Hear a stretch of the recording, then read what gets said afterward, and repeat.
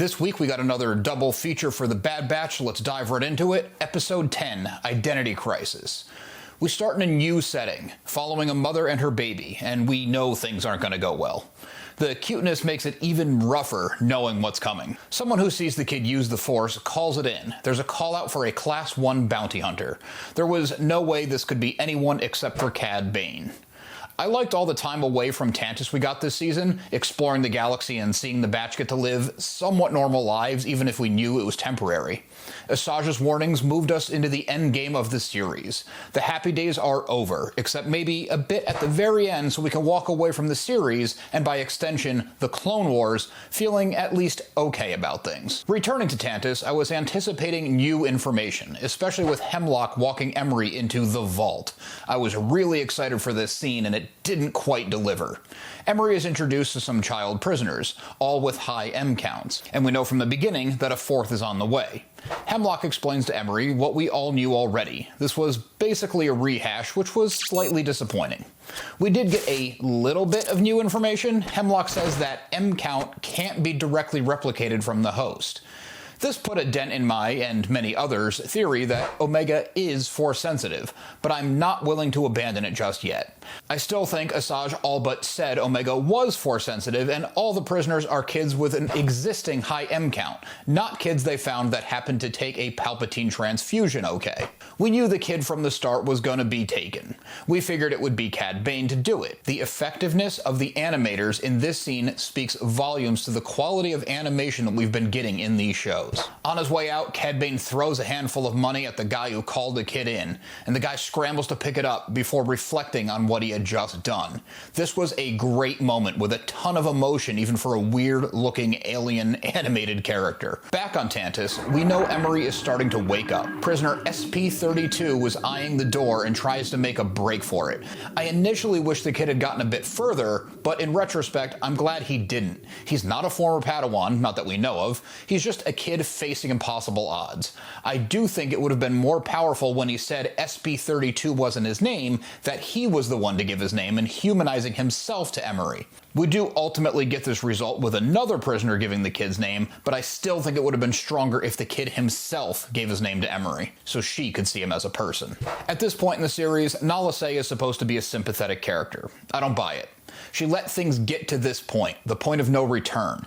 The Republic, for whatever flaws you may say it has, wasn't experimenting on kids. I can't help but see her as more of a villain than an ally. Just because she's showing remorse for what she's done, it's a little late in the game and it doesn't absolve her. Hemlock's contacted by Tarkin. Tarkin has issues with the funding Hemlock is getting and wants to know what it's for. This was a great cameo and does remind us where the story falls in the overall Star Wars timeline. It was also some great foreshadowing on Hemlock's fate when he ultimately fails. CX-2 is back. He talks about getting intel from a Trandoshan, and I can't remember who this Trandoshan's supposed to be, if we even know it, that leads him to a pirate. Instantly when I heard the word pirate, I thought we'd be getting another cameo in Hondo. Given the series, Phee makes a lot more sense, and I was glad to see immediately in the next episode that I was right. I find Hondo incredibly annoying. I'd prefer if he didn't show up again. By the time the episode closes, Emery is using the prisoners' names more than their numbers, and even gives one Omega's straw doll, showing a lot of humanity, not only that she kept the doll as a keepsake of Omega, but that she gave it to another prisoner to comfort them. I had a good time watching this episode, of course. I'm having a great time with this entire season,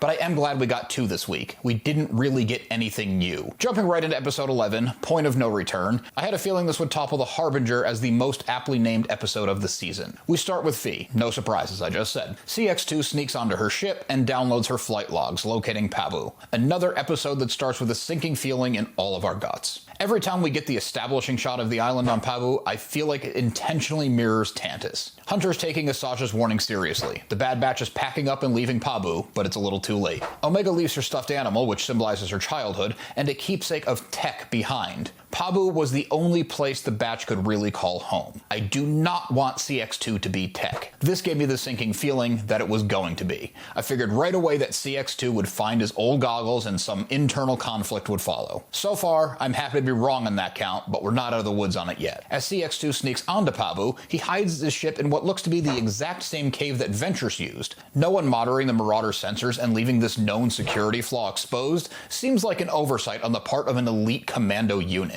CX2, copying more of what we've seen our heroes do, uses the same explosive device that Crosshair used against him to blow up the Marauder.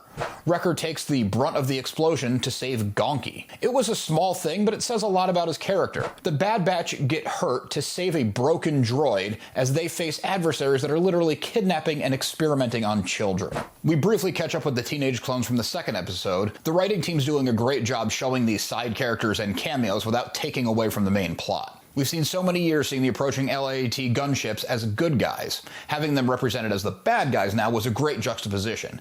It carries on the legacy of this show. With the Marauder gone, the Batch want to commandeer one of these clone dropships for their escape. Hunter, in peak form, was fantastic to see. The physicality of the animation has gotten so unbelievably good. The sequence is exciting, and CX2 shooting the pilot, a soldier on his own side, just to end the possibility of Hunter getting a ship was yet another example of how the Empire operates and treats its own. I'm glad they didn't do a fake death on Hunter here. Every time a character supposedly dies but doesn't, takes away from the impact of future characters who may be dying, or tricking us on it. Star Wars is a very binary good versus bad story. The good guys are meant to win. That's fine, that's awesome, that's what it is. But I want to continue to feel like there are some stakes in these stories. Many of us thought at one point Omega will want to give herself up to the Empire. She'd want to do it to save those around her, to be bait to find Tantus, even to be back on Tantus to rescue Nala Se, Emery, and the rest of the clones. When she voiced this to Crosshair, I wasn't surprised. The extra wrinkle that made it work was taking Hunter and Wrecker out of the decision-making process. Crosshair does care about Omega as well, but he doesn't think along the same lines as his brothers. The script also addresses the Empire finding anything Omega may be carrying, so shooting a tracking device onto the ship was their plan. I would have liked to see a little bit more ingenuity in this, something a little bit more clever in the planning phase, but I'm not disappointed since my expectations were subverted. I've been saying all along I think Crosshair's Trevor is mental, not physical. I figured he would have to make a difficult shot to save either Hunter or Omega, with it most likely being Omega. When she laid out the plan, I figured this was that moment I was looking for, and in a way, it was. His hand tremor doesn't come into play, and he takes the shot. But intervening stormtroopers delayed the action, and he misses, right as the episode fades to black. These two episodes didn't deliver a ton of new information, but they definitely moved the plot forward. I had a great time watching them. I'm just enjoying the ride of the entire season, but having an actual surprise like this to cap them off went a long way. Now the big question is, how do the Bad Batch find Tantus? I think Emery's going to have something to do with it. What are your thoughts? Put them in the comments and let's talk about it.